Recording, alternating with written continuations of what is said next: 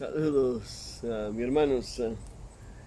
Una bonita tarde aquí. No le puedo mostrar las nubes porque la posición en la que tengo la cámara no me permite hacerlo, pero por lo menos tengo la bendición de poder estar cómodo aquí en esta silla en el patio, meciéndome con la brisa de la tarde.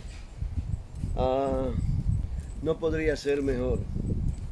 Y aunque tengo quejas, porque todos tenemos quejas, las quejas no son suficientemente grandes como para distraerme de las cosas del Señor. Por eso quería leerles una porción de la palabra muy interesante que tengo aquí marcada en Hebreos 13, comenzando con el versículo 14. Esa porción de la palabra dice de esta manera, amados. Oigan, oigan. Aquí dice, salgamos pues a él. Oh, estoy leyendo en el 13. Ya vamos a leer desde el 13. Salgamos pues a él fuera del campamento llevando su oprobio. Oiga bien, llevando su oprobio. Porque no tenemos aquí ciudad permanente, sino que buscamos lo que ha de venir, la ciudad que tiene que venir. Así que ofrezcamos siempre a Dios por medio del sacrificio de alabanza, es decir, fruto de labios que confiesan su nombre, y de hacer el bien, de la ayuda mutua y que no olvidéis, porque de tales sacrificios se agrada Dios. Esto es interesante por varias razones. Nos habla aquí de oprobio y nos habla aquí de sacrificio y nos habla de ofrecer holocausto a Dios en medio del oprobio, pero también nos habla de que la razón por todo esto es porque no tenemos aquí una ciudad permanente, sino que tenemos que buscamos lo que ha de venir.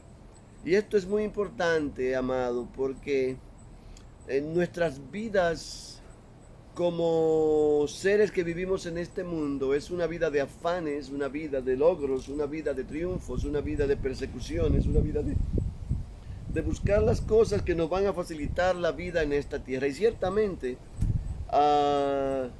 Dios le dijo a través de Jeremías, en Jeremías 29, a los israelitas cuando fueron exiliados, perdón, que allí en el lugar donde llegaron, como extranjeros que eran, buscaran acomodarse, hacer vida, tener hijos, casar a sus hijos y a sus hijas con otros para que se multiplicaran y tuvieran más hijos, y plantaran viñedos y trataran de progresar y ayudar al lugar donde habían llegado a progresar, porque en el progreso de ese lugar ellos también progresaban. Esto es importante porque ciertamente nosotros tenemos que preocuparnos por hacer vida dentro de esta tierra donde Dios nos ha depositado temporalmente. Pero sin olvidar que somos extranjeros, que somos gente extraña en este lugar, que no vamos a estar viviendo aquí para siempre, que aquí estamos de pasajeros. Le hacía un chiste a mis hermanos esta mañana acerca de un anciano rabino que fue visitado por un amigo, y el amigo lo llega a su casa y solamente ve allá un camastro y una mesita con una taza, una condición muy simple, muy pobre, y le pregunta: ¿y por qué tú vives así? El anciano, antes de contestarle, le pregunta: ¿y por qué tú solamente vienes con una maleta? Y él le contesta: bueno, porque yo estoy aquí solo de visita. Y el anciano le dice: exactamente. Lo que le está diciendo es: yo también estoy aquí de visita, yo también estoy aquí de paso, yo no me voy a quedar aquí para siempre, este no es mi casa está en el cielo. Cuando Jesús le habló a los discípulos, cuando estaba preparando para irse a sentarse a la diestra del Padre, les dijo que no estuviesen tribulados. Y en la casa de mi Padre hay eh, mm, hay muchas habitaciones y allí yo voy a ir a prepararles un lugar para ustedes, un lugar donde ustedes van a vivir conmigo. Entonces yo voy a venir a buscarlos y allí vamos a estar juntos.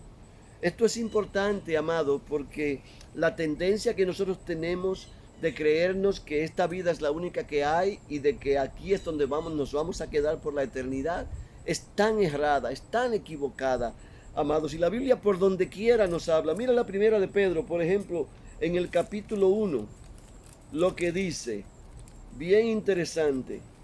Primera de Pedro, en el capítulo 1 y en el versículo 1, mire cómo comienza Pedro. Dice, Pedro, apóstol de Jesucristo, a los expatriados de la dispersión en Ponto, Galacia, Capadocia, Asia, Bitinia, elegidos según el previo conocimiento de Dios Padre en santificación del Espíritu para obedecer y ser rociados con la sangre de Jesucristo, gracia y paz sean multiplicadas a todos ustedes. Él está diciendo expatriados y muchos dicen, no, él está hablando a los judíos porque ellos estaban expatriados de su tierra, pero sucede que Pedro aquí les está hablando a todos aquellos que han recibido a Cristo como Señor y Salvador. Les está hablando a aquellos que eran tantos gentiles como judíos, y les está diciendo que somos exiliados en esta tierra, que estamos aquí por una temporada corta, porque cuando usted piensa en el contexto de la eternidad, lo que vivimos aquí 50, 70, 100 años es nada, es prácticamente nada comparado con el tiempo que vamos a vivir ante la presencia de Dios. Pero mire, aquí mismo en el capítulo 2, versículo 11 y 12, mire cómo dice, extraordinario. Dice acá, amados, yo os ruego como extranjeros y peregrinos que os abstengáis de los deseos carnales que batallan contra el alma. Mantened buena vuestra manera de vivir entre los gentiles, para que en lo que murmuran de vosotros como de malhechores glorifiquen a Dios el día de la visitación al considerar vuestras buenas obras. En otras palabras, Él nos está diciendo, nosotros como extranjeros debemos dar el ejemplo, para que todos aquellos que nos vean la diferencia, vean la marcada diferencia que existe entre un hijo de Dios lavado con la sangre de Cristo Jesús y una persona que no conoce a Cristo, o que dice conocer a Cristo pero realmente no lo sigue, amado. Y podríamos así irnos a otros muchos lugares. Nos habla aquí, por ejemplo, en el versículo 12 de cómo mantener nuestra conducta. Nos habla en Mateo 5:44 de cómo amar a nuestros enemigos. Y nos habla de cómo son personas perdidas que necesitan nuestra ayuda y que nosotros deberemos ser ejemplo para ellos, para que ellos puedan encontrar el camino. Porque dice también en 2 Corintios 4:4 que el Dios de este mundo les ha cegado las mentes para que no puedan ver las maravillas de Dios. Y todas estas son cosas importantes. Nosotros somos bendecidos, y aunque en Hebreos nos dice que todavía estamos viendo solamente como a través de un espejo que está empañado, y que cuando lleguemos ante Jesús vamos a ver todo claramente, pero ciertamente vemos mucho más lejos, mucho más ampliamente que aquellos que están cegados por las trampas que Satanás les ha puesto enfrente, por los engaños del mundo. Yo necesito que ustedes recapaciten sobre esto y entiendan la necesidad de nosotros caminar en una vida santa, en una vida enfocada en Cristo Jesús. Hablaba con mis amigos esta mañana y les decía, como en Colosenses 13, Pablo comienza diciendo que pongamos nuestras mentes en las cosas de arriba. Allí a donde nosotros vamos a vivir, en las cosas de arriba, donde está Cristo sentado a la diestra del Padre.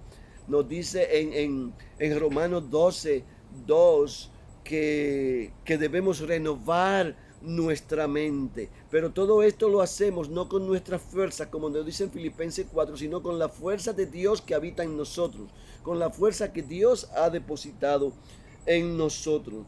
Porque también nos dice en Filipenses 3:20 que nosotros somos ciudadanos del reino de Dios.